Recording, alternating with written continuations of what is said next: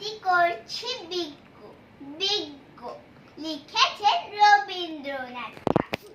খুকি তোমার কিচ্ছু বোঝে না মা, খুকি তোমার ভারী ছেলে মানুষ, ও ভেবেছে তারা উচ্ছে বুঝি। আমরা যখন উড়িয়েছিলাম ফানুস, আমি যখন খাওয়া খাওয়া খেলি, খেলার থালে সাজিয়ে নিয়ে নুরি, ও ভাবে বা সত্যি খেতে হবে।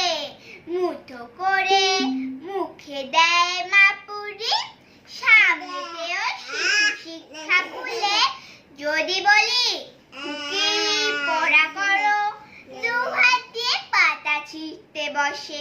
তোমার খুকির পড়া কেমন তর?